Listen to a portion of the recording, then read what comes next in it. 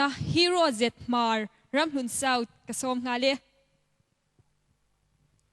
lung ngày na tùy pui phồn alo then hun na ka lei ring nun alo to kuni mà se lo min ka lo khat min suai theng don ta Jordan lui malin ka kai lovang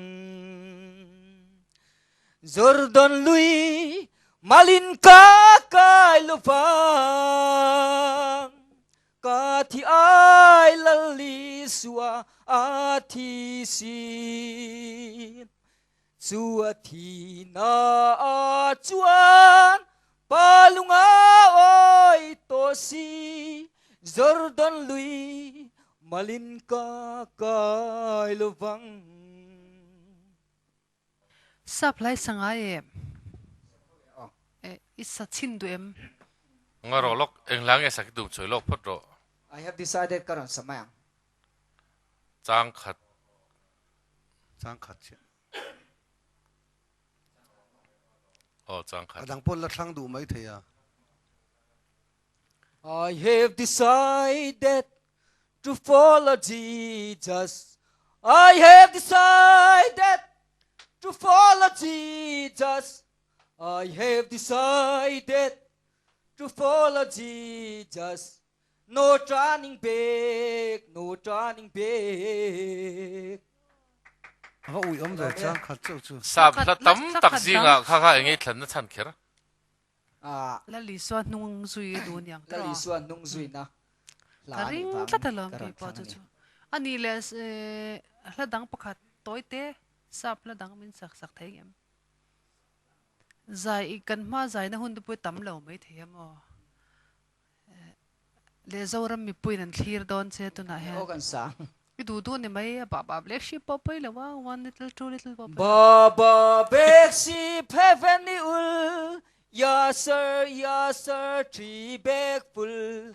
One for my mother, one for the land, and one for the little boy. Do the down the lake. Kalome.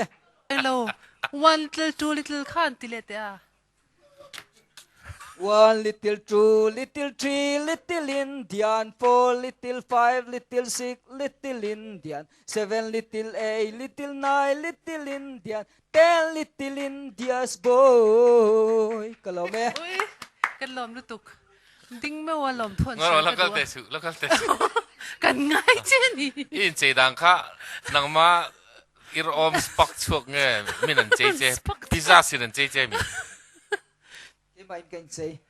ani le hei puram mo hi in veng pa nia I zaidan ko a khan iron shim shimem I opek dan vela khan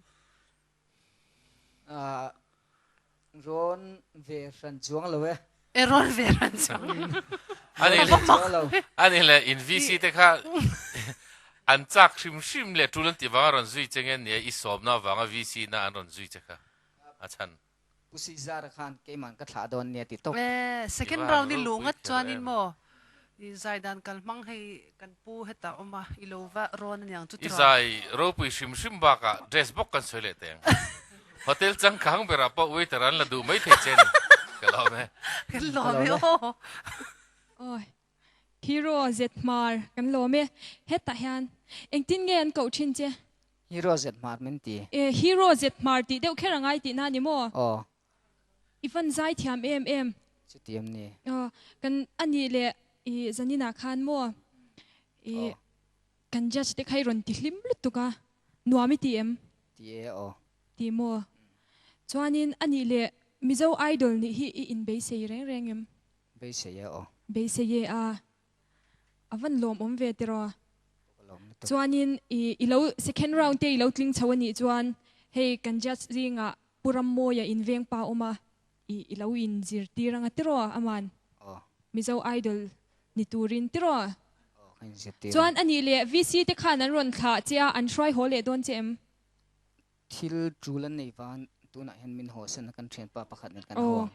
chan pa pakhat nen in ho dona oh iron nal boxia he kan mizo idol hi iron ti hlo tlinga มีรอนติลิมบกะอีใจเทียมบกเสียกันลมลุตุกอ้อ cái bọc cái lòng này